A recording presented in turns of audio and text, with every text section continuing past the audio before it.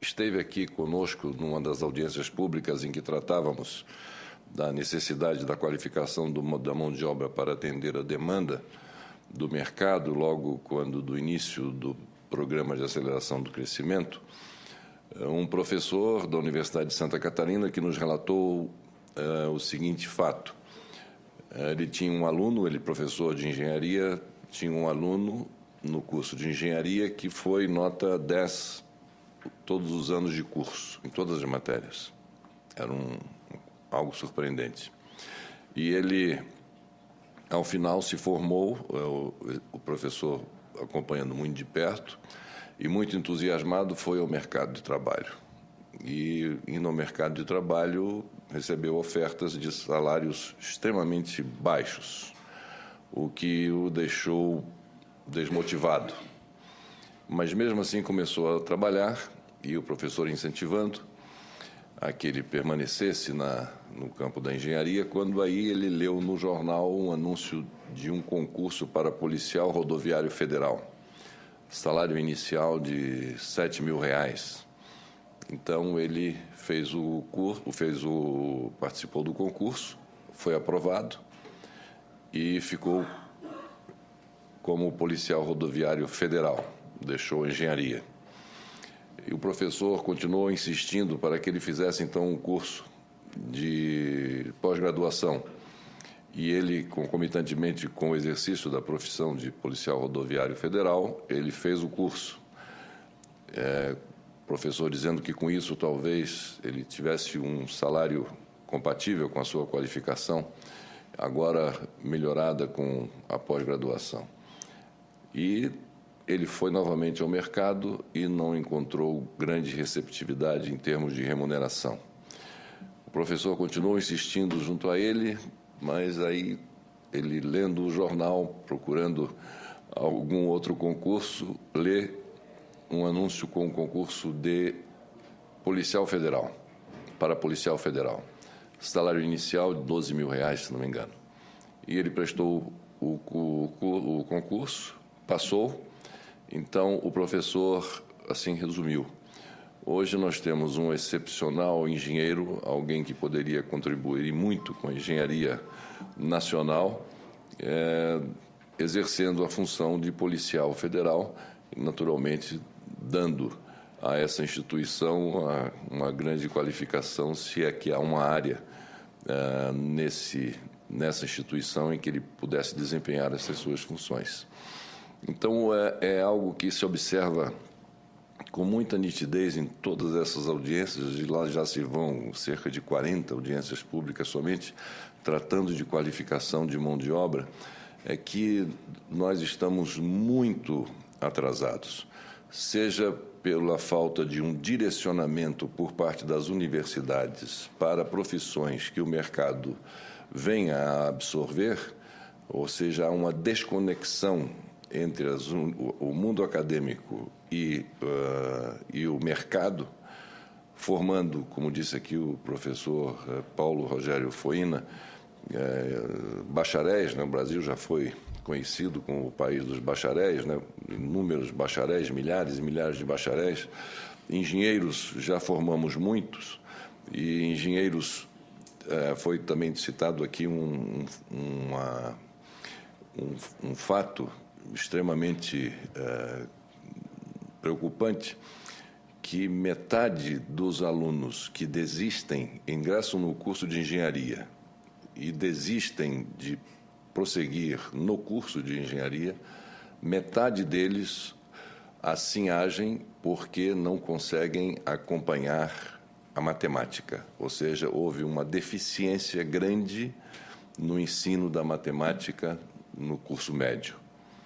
E a outra metade desiste porque percebe que não há no mercado, isso naquela época, antes desse período em que o Brasil iniciou a crescer faixa de 5%, 6%, 7% ao ano, não havia como absorver, o mercado não absorvia essa mão de obra especializada.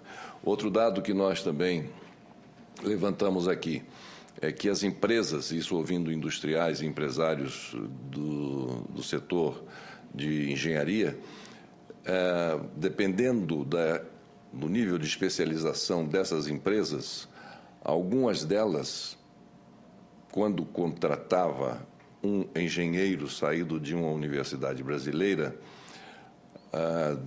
um nível de especialização alto, essa empresa, ela precisava de, no mínimo, 5 anos para adaptar esse engenheiro formado às necessidades reais da sua empresa. Ou seja, tal nível de qualificação e tal o nível de baixa qualidade de ensino no Brasil, segundo o relato do empresário. E isso variando, né, de setor para setor, a carência muito grande dessa coordenação maior entre o mundo acadêmico, o mundo empresarial, o mercado, para que hoje o que é que está se necessitando formar? Engenheiro naval, por exemplo, que é uma carência enorme no Brasil. E há, com a descoberta dos novos campos do pré-sal, uma necessidade muito grande de engenheiros navais. E eles são, hoje, poucos. Se não me engano, existem 2 universidades, ou 3 no Brasil, que formam engenheiros, que têm curso de engenharia naval. O que faz com que, nas nossas plataformas, por exemplo, um percentual considerável de pessoas que estão ali trabalhando seja constituída de estrangeiros, não brasileiros, porque não existem ainda formados no mercado, para o mercado brasileiro, brasileiros com esse tipo de especialização. Um outro exemplo, ainda mostrando internamente no Brasil, essa necessidade de mão de obra está na refinaria Abreu e Lima, lá em Pernambuco. Quando se começou a construir a refinaria Abreu e Lima, o que se tinha em mente era fazer ali de Pernambuco, naquela região, um polo de desenvolvimento para o estado de Pernambuco e os municípios vizinhos, e, naturalmente, empregando mão de obra local. Qual não foi a surpresa quando, abertas as vagas, houve um movimento muito grande de técnicos, também nível médio, há alguma deficiência muito grande, de nível médio e nível superior, que foram empregados vindo de Salvador, vindo da Bahia, que já tem uma tradição nessa área, não é, petroquímica e assim por diante. Então, ao invés de se criar empregos em Pernambuco para os pernambucanos e os estados ali limítrofes, como Paraíba ou Alagoas, se criou para a Bahia. Então, são essas distorções que a gente vem percebendo. Naturalmente, há um esforço, já percebemos também que há um esforço grande, tanto por parte do governo federal. O programa, o Pronatec, é algo de um extraordinário sucesso. É algo que nos dá muito orgulho quando nós vamos a qualquer estado e vemos essas iniciativas do Pronatec surtindo efeito e dando resultados, né, naquelas regiões mais longínquas, tem lá o Pronatec. Então, mas isso é um trabalho de uma média maturação. Quer dizer, quando é que nós vamos colher esses frutos? E, nesse meio tempo, como nós fazemos? Qual é o plano emergencial? Do mesmo jeito, o programa Ciências Sem Fronteiras, esse é um programa de enorme sucesso também do governo federal, enviando os nossos jovens para curso de especialização lá fora. Mas, enfim, eles vão e eles voltam mais em 3, 2, 4, 5 anos, enfim, e voltam para cá, e isso também demanda um certo tempo. O que podemos fazer nesse meio tempo, nesse interregno, para que possamos suprir as necessidades de mercado?